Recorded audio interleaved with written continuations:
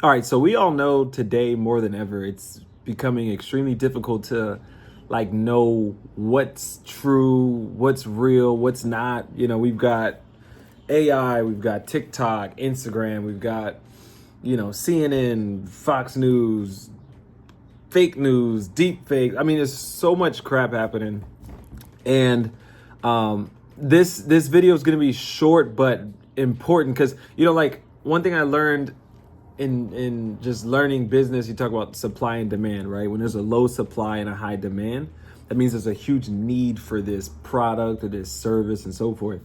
I feel like there's a very low supply of real, genuine, authentic people, and that means that there's a big need for it here in 2025. So, regardless, what I'm gonna do is this is a very quick little exercise that I feel like is super easy for you to be able to discern what's true, like what's real, what's not. If you ever seen those Venn diagrams, right? So you look at the Venn diagram and it has like two different sides, right?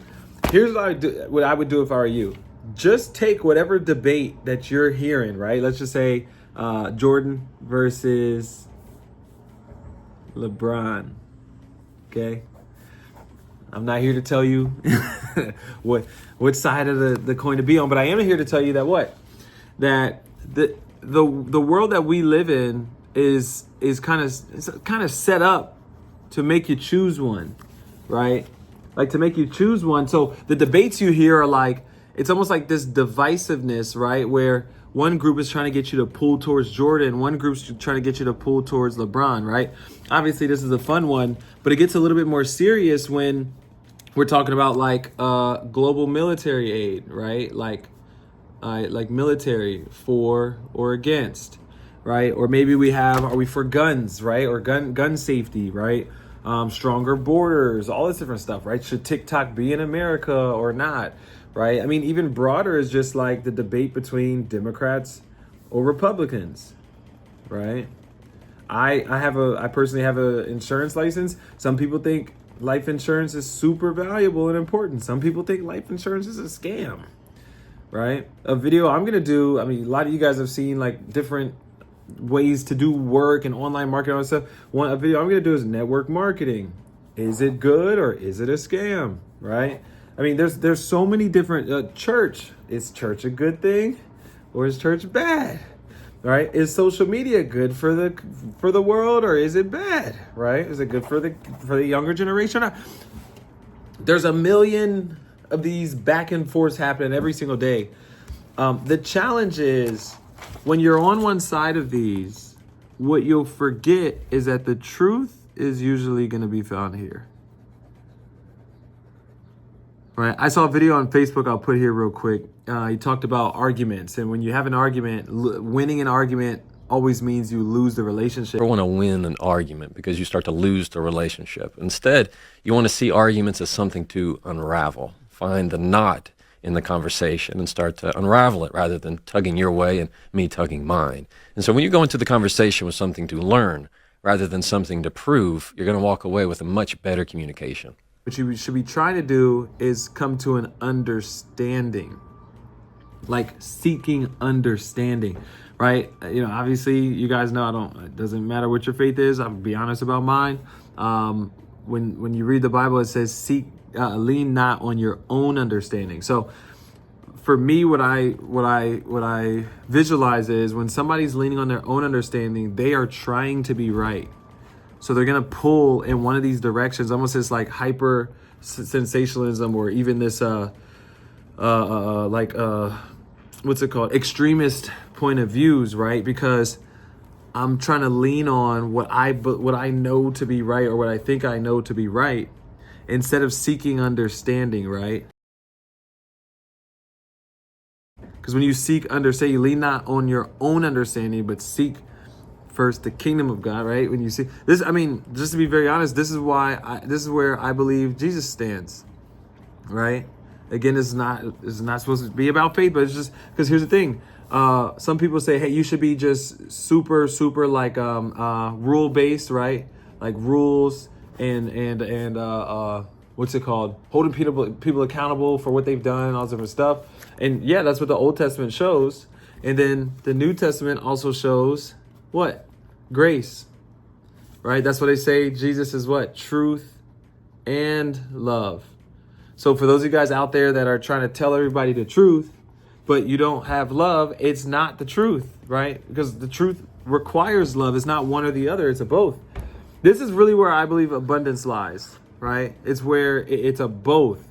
A lot of times these debates, like J. Cole, he said, what's the quote he said about, he said LeBron versus Jordan both changed the game, came through and made a lane. Who's to say who's the greatest? All we know, they ain't the same, right? I'll try to make sure I got it right. That's the message, is that let's stop trying to pull each other apart, and we talk about the United States of America, not the divided States of America. The divided States of America are trying to get you to believe one of these, right? And to me, this is you talk about, the devil and God, all this sort of stuff. That's really what it boils down to, is that the devil wants us here. We wants us believing that we're each other's enemies. But it's our job to try to understand each other. And you'll typically find a middle ground. You'll typically find that people are more alike to you than you think. If you're a Democrat, you'll typically find that Republicans have more things in common with you than you think, right? But you have to be willing to let go of your own understanding, let go of your biases, let go of your partialities, let go of the things that, that keep your ego intact, right? Because sometimes it means that you have to let go of your ego to be willing to open your mind and heart to the possibilities of somebody seeing something from a perspective that you just couldn't see, right? Now, this is not to say that the middle ground is always what's right. And so there's this thing out there called the middle ground fallacy, which basically states that if you do have these two extremes, what's right or what's true is always in the middle, right? That the Venn diagram is just to show that whatever your side of the pie is, wisdom says to be open to the idea that it could be wrong, right? Here's the thing though. If somebody were to tell me, hey, I believe that going outside and just killing a bunch of people is how we continue to make sure that civilization survives, is by shooting everyone, right? And that's one side of the argument. And then the other side of the argument is, no, we have to focus on preserving, right, people. I mean, I'm trying to find something that's just so outrageous, because like everything these days is a debate, even if it's killing people or whatever. But I'm hoping this one's not a debate. That going outside and just shooting everybody up is not the best thing for a civilization, okay? And someone else says, well, yes, it is. Well, that is, the Venn diagram I'm saying is not to say, hey, well, it's clearly in the middle of this. Clearly, we should shoot some people and not everybody. No, that's not what I'm saying. What I'm saying is, let's just say this is the Venn diagram, okay? Preserve people and then let's just say kill them, okay? Well, where this comes in may say, okay, cool, I believe preserving is important. Now, let me hear why these people want to kill people, right? And then these people want to kill people. Let me hear why these people want to help preserve, okay? And maybe you find out, okay, I'm not going to sway away from what I know to be true, that killing people is just not a good thing, right? Maybe you end up finding out, maybe after seeking understanding, you end up finding out, oh, well, they're just saying they just want to protect against like criminals and murderous people and stuff like that. It's like, okay, well, now as I understand where you're coming from, I can see the truth that I know from a different perspective, right? And at the end of the day, here's the thing. A lot of times, whatever the truth is, I really believe it's just our job to be able to say, hey, this is what I believe to be true. However, I'm open to all perspectives. I'm open to hearing everybody out. Ray Dalio says something, be radically open-minded but swayed by nobody. Here's the challenge. Here's what we do. We say, hey, this is what I believe to be true, and I want to protect it. I want to protect it. So I'm going to protect this with what? with my pride, my ego. And so if you say something, I don't even want to hear it because I know it's not true. You say, nope, I just know it's not true. What I've learned is this: the truth will protect itself. The truth doesn't need to be defended. You say, oh, well, no, this, I gotta fight for this belief system or whatever case may be. If it's true, I bet you it lasts longer than you do.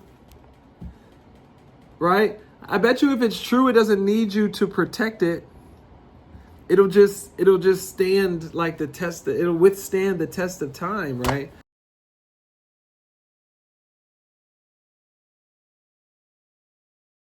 And so that's why for me, it's a matter of, okay, this is what I believe to be true.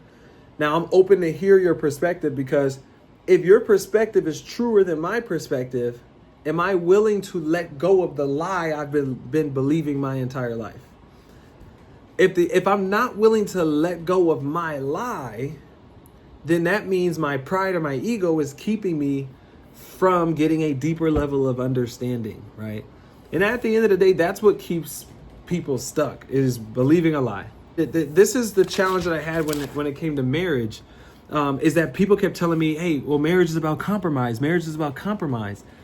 The challenge is compromise is a middle ground fallacy that says, hey, it's you know what, you got man, you got woman, and then the truth is in between here, right?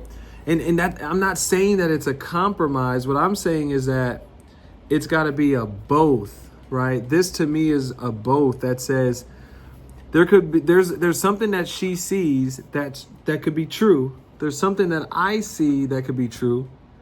And so let's sit down and try to understand each other's point of view. Now, I could believe something's true, sit down, talk to my wife, and I find out that what I believe is wrong. So now I'm not going to just stay in the middle, right? That's the middle ground fallacy. I'm actually going to come over to her side and say, you know what? You're right. You're right. Right? So I don't believe that it's about compromise, because compromise means compromise means I believe that this is the right thing to do, but I'm going to compromise my integrity or what I believe because it makes you happy. That's not, to me, that's a whole happy wife, happy life, happy, I don't know if there's a happy man thing, but that's not that. Compromise doesn't lead to an abundant life. Integration does. I believe that's integration over compromise. Integration says, hey, let's look at what's true to you. Let's look at what's true to me. And I'm not going to compromise my truth so your truth can exist. I'm not going to compromise your truth so my truth can exist. Let's take what's true for both of us and then open ourselves up to understand the other side, to understand. Because you can understand someone and not agree with them. But if you're willing to actually understand someone else and they're willing to understand you, you're going to find the truth somewhere. And the truth may be on your side, or the truth may be on the other person's side. It could be in the middle as well. But are you willing? That's the question. Are you willing to let go if you find out that what you believe was wrong? That's what it all comes down to. If you're not willing to let go of what you thought was right, don't expect to grow in life. Don't expect to live a fruitful life, right? Just continue to believe what you've been conditioned and taught. And that's unfortunately why communities don't grow, because they've been taught a lie. They've been sold a lie, and they weren't seeking truth. They were seeking the things that were making them feel better.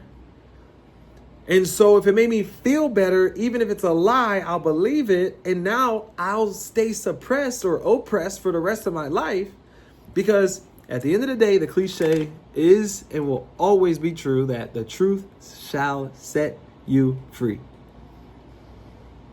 One of the things that keeps many of us stuck in life is just not being willing to accept the truth, because we're trying to hold on to something that we feel comfortable with, that we're used to. An abundant life, a fruitful life, a life full of joy is one that says, hey, I'm going to let go and I'm going to trust that if it's true, it'll come back to me, right? So All right. I think I'm done, y'all. I think that's all I got. If I got any more, it'll be on the next video. Comment if there's anything I said that was wrong. Cool. Peace.